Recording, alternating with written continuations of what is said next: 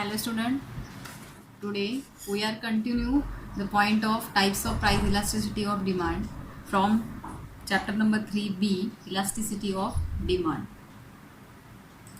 We have already studied about the 5 types of price elasticity of demand. First is a perfectly elastic demand, second was perfectly inelastic demand, and third is unitary elastic demand. When the percentage change in price leads to a proportionate change in quantity demanded, then the quantity is said to be unitary elastic. For example, 50% fall in price of commodity leads to the 50% rise in quantity demanded. Means unitary elastic, unitary means equal, जो भी changes हो रहा है price में और demand में जो भी चेंजेस हो रहा है वो कैसा हो रहा है, इक्वल हो रहा है. अगर प्राइस 50% से फॉल हो रहा है तो क्वांटिटी डिमांडेड भी कितना हो रहा है, 50% हो रहा है. So elasticity of demand is equal to percentage change in quantity divide by percentage change in price into 50 divide by 50 is equal to 1. 50 से 50 डिवाइड बाय 50 कितना आता है, 1. So is equal elasticity of demand is 1. In this figure 3.13 quantity demanded, यहाँ पे ओ axis से quantity demanded है और ये जो ओ वाई एक्सिस है यहाँ पे प्राइस है. Okay, so price this is the original, O P is a original price. Okay, price कितना फॉल हो रहा है, पी से P1 होने के बाद भी जो क्वांटिटी डिमांडेड है वो कितना हो रहा है, Q1 से Q1, Q से Q1 हो रहा है, ओ Q1 से ओ Q1 हो रहा है. मीन्स जितना प्राइस में चेंजेस आता है उतना ही क्वांटिटी की डिमांड में चेंजेस आता है. That is called elasticity demand is equals to 1. So this figure 3.3, when the price falls from OP to OP1 50%, demand rise from OQ1 to OQ1, OQ to OQ1 50%. Therefore the slope of the demand curve is a rectangular hyperbola. ये जो demand DD demand curve है, इस DD demand curve का ये जो shape है उसको क्या बोलते हैं, rectangular hyperbola. Rectangular hyperbola means which the axis are the perpendicular. ये जो एक्सिस है इसमें एक्सिस को which the axis to perpendicular. Next point is a relatively elastic demand. Relatively elastic demand means when the percentage change in a price leads to the more that proportionate change in the quantity demanded, in the demanded said to be the relatively elastic. For example, 50% fall in price leads to the 100% rise the quantity demanded. 50% change होने के बाद price में जो भी changes आता है, कितना changes आता है प्राइस में, 100% change, price changes in 100% rise the quantity demanded. So elasticity of demand is equal to percentage change in quantity divide by percentage change in price. मतलब जो चेंजेस आता है, elasticity of demand is equal to 100 divide by 50 means कितना आया, 2. मतलब 100% कितना quantity demanded 100, but price में changes 50% आने के बाद जो क्वांटिटी डिमांडेड वो कितना हो रहा है, डबल हो रहा है, मतलब ज़्यादा हो रहा है. So elasticity is greater than 1. Relatively elastic demand. See here OX axis represent quantity demanded and OY axis represent price. So price में कितना जा, P से ये ओरिजिनल प्राइस है OP, और OP से फॉल होने के बाद OP1 होने के बाद जो क्वांटिटी है वो क्वांटिटी कितना हो गया, डबल हो गया. मतलब OQ से OQ1 हो गया. मतलब यहाँ पे ये प्राइस कम फॉल हो गया लेकिन प्राइस में कितना चेंज आया, 100% चेंज आ गया. सो ED is a greater than 1. Rise from OQ to OQ1 100%. there the demand curve has a flatter slope. जो relatively elastic demand का जो slope होता है वो कैसा होता है, flatter slope होता है. Next point is a relatively inelastic demand. Elastic is a greater than 1. Elasticity यहाँ पे relatively elastic demand is a greater than 1. यहाँ पे relatively inelastic demand, when the percentage change in price leads to the less than proportionate change in the quantity demanded, demand is said to be the relatively inelastic. For example, 50% fall in price and 50% fall in price leads to 50% rise in quantity demanded. Relatively elastic demand means जो inelastic है, inelastic means इसमें changes नहीं होता है. For example 50% fall in price leads to 25% rise in quantity. 50% change कितना, जो price है वो प्राइस कितना हो गया, 50% फॉल हो गया, बट जो डिमांड है वो क्वांटिटी डिमांडेड कितना है, 25%. Elasticity of demand is equal to percentage change in quantity divide by percentage change in price. 25% quantity और 50% चेंज आने के बाद जो क्वांटिटी डिमांडेड है वो कितना है, ओनली 25%, मीन्स उससे हाफ हो रहा है quantity demanded. So answer is 0.5%. Is elasticity of demand is 0.5. Elasticity is a greater than 1. Relatively inelastic demand. See figure 3.15. O X axis पे क्वांटिटी है और ओ वाई एक्सिस पे क्या है, ओ वाई एक्सिस पे प्राइस है. तो price अगर पी से ओपी से OP1 होने के बाद भी जो क्वांटिटी डिमांडेड है वो कैसा हो रहा है, यहाँ पे क्वांटिटी डिमांड हमको कम दिख रहा है, मतलब उससे हाफ दिख रहा है. इसलिए ये जो quantity elasticity of demand is a greater than 1, less than 1. See here, next point is in the figure 3.15, when the price fall from OP to OP1, 50% demand rise from OQ1 to OQ1. Therefore the demand curve has a steeper slope. मतलब ये जो demand curve है इसका slope कैसा है, steeper है. ये कैसा था, फ्लैटर था. जो रिलेटिवली इलास्टिक डिमांड है, रिलेटिवली इलास्टिक डिमांड का जो स्लोप था वो कैसा था, फ्लैटर था. इसका स्टीपर है. Okay, so these are the types of price elasticity of demand. Next point is a method of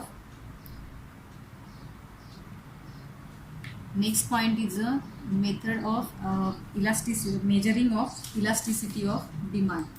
First point is method of measuring price elasticity of demand. First is a ratio of percentage method. Ratio method is developed by Professor Marshall. According to this method, elasticity of demand is measured by dividing the percentage change in demanded by the percentage change in the price. Percentage method is also known as arithmetic method. Price elasticity is measured as.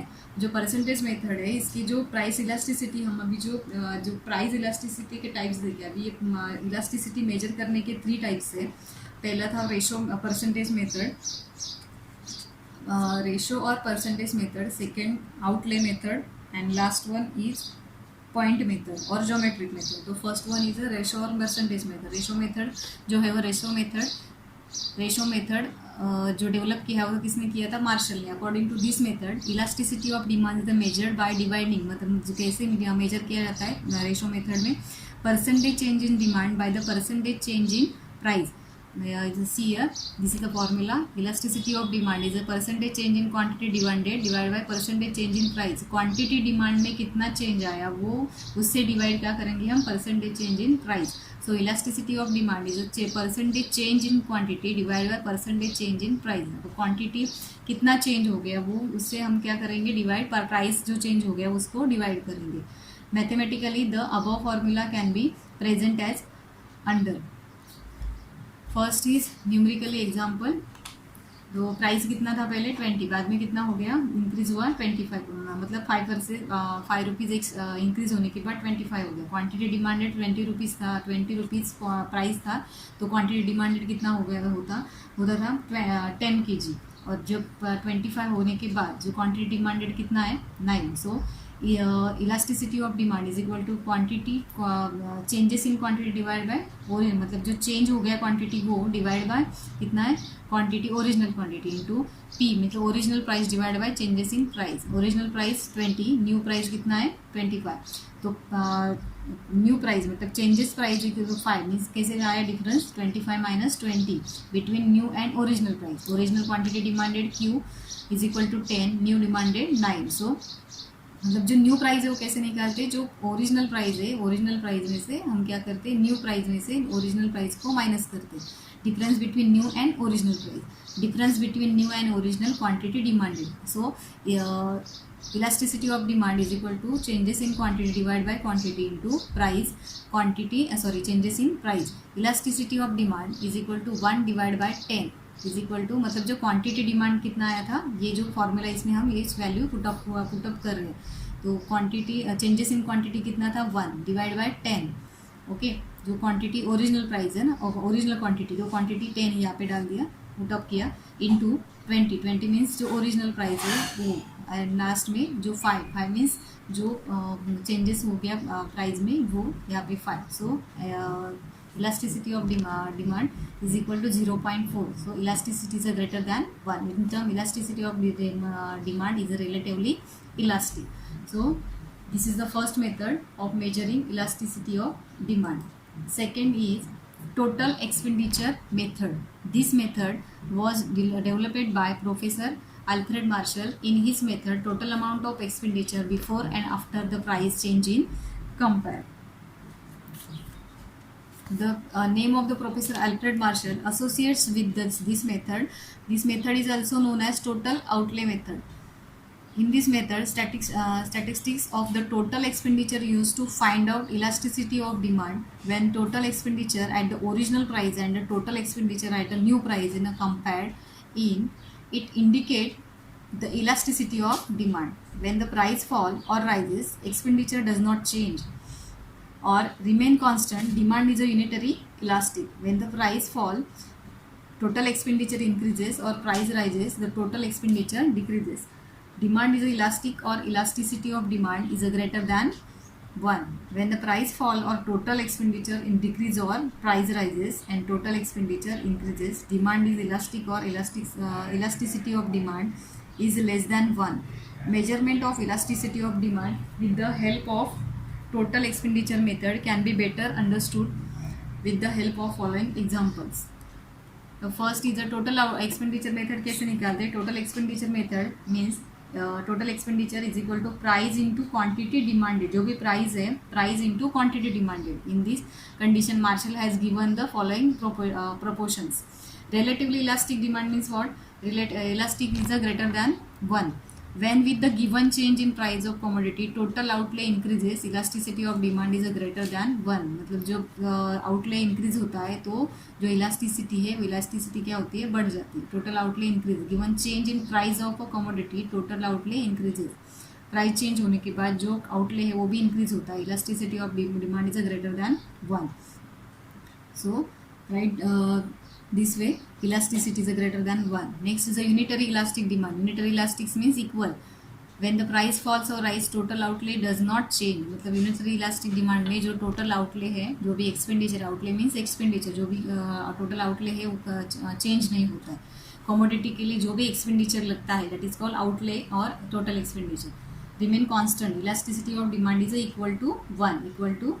Next is a C, relatively inelastic demand. Relatively inelastic demand, with the given change in price of a commodity, total outlay decrease, elasticity of demand is a less than 1.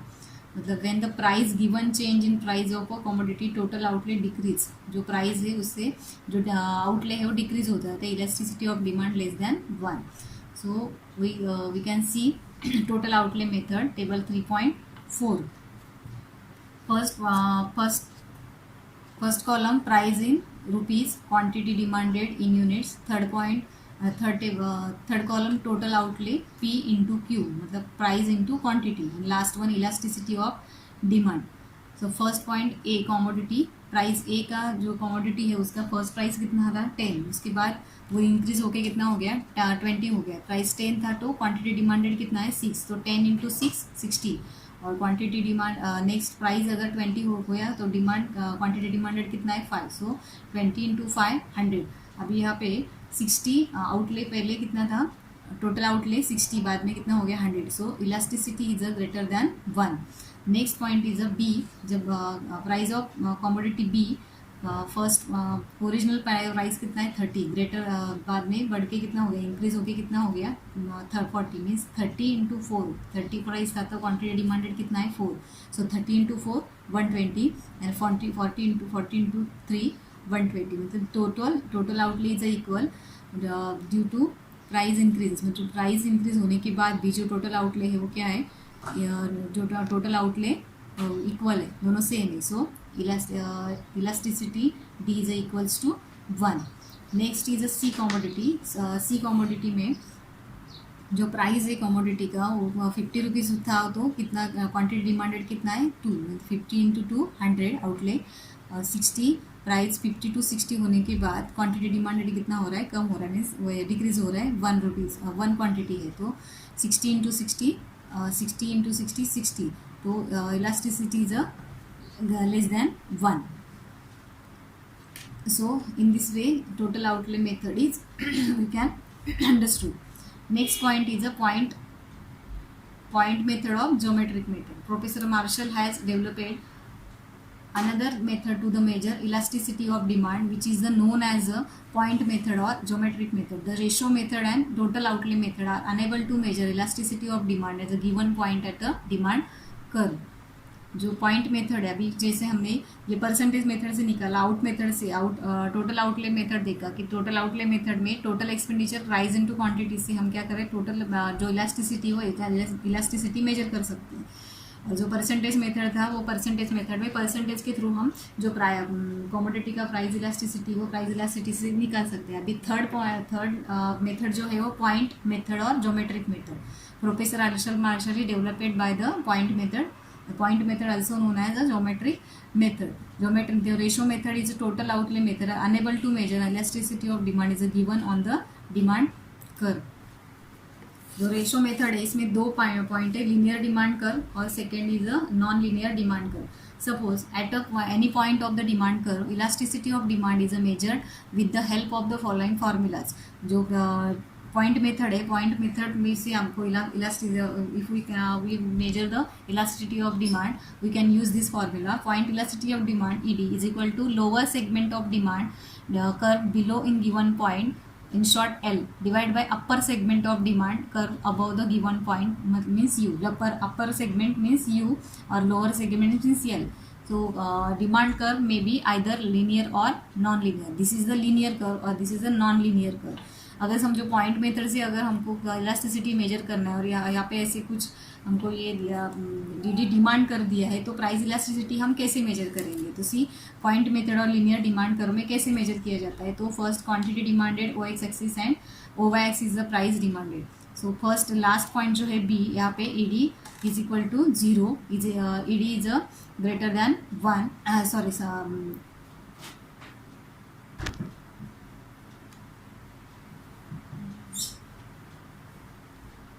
smaller than 1, ED equals to 1, ED is a greater than 1. Let's assume that AB is a demand curve. ये क्या है, AB is a demand curve, is a demand curve total 8 centimetre. Total जो AB है वो कितना centimetre है, 8 centimetre. Each the AB demand curve has 4 part, first, second, third, fourth. Each part has 2 centimetre. 2 centimetre का part है ये जो दिया है. ए बी डिमांड का टोटल 8 सेंटीमीटर का है और जो इसके जो पार्ट है वो 2 सेंटीमीटर के. तो इसके जो पॉइंट्स है, इस पॉइंट में अगर हमको मेजर करना है इलास्टिसिटी तो कैसे मेजर करेंगे. At the point of elasticity of measured as P. अगर पी पॉइंट पे क्या करना है, जो फर्स्ट पॉइंट है, फर्स्ट पॉइंट ये P, इसमें अगर मेजर करना है तो upper segment divide by lower segment divide by upper segment. तो लोअर सेगमेंट कितना है 4, मतलब यहाँ पे 2 और यहाँ पे 2, सो 4. तो 4 divide by 4 is equal to 1. Next point is a P1. ये P1 पॉइंट है. P1 पॉइंट में अगर अपर सेगमेंट लोअर सेगमेंट कितना है, ये लोअर सेगमेंट ओनली 2 है तो 2 देंगे और लास्ट में ऊपर का सेगमेंट कितना है, फर्स्ट 2, 4 एंड 6, तो 6, 0.33. This is the point P1. Demand is relatively inelastic. ED is equal to greater than smaller than 1. At the point P2 the point elasticity is measured as. अभी समझो यहाँ पे P2 point, suppose P2 point हमको major करना है तो P2B divide by P2A 6 divide by 2 is equal to 3. This is at the point P1 demand is relatively elastic.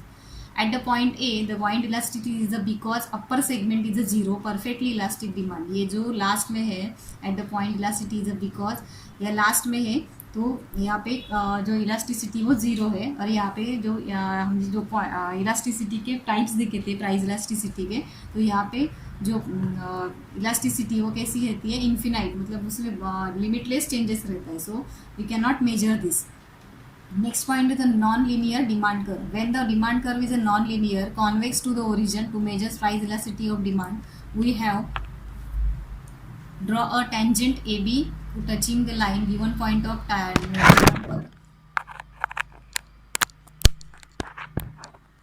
Given point to the demand curve and extending to the mid y-axis to the point A and y-axis at a point B. अभी इसका जैसे formula था यहाँ पे, point elasticity of demand is equal to lower segment curve below the given point divide by upper segment demand curve at a given point. Same formula segment of tangent below of the given point divide by upper segment of tangent above the given point, L divided by U. See here, quantity demand o x axis and price o y axis.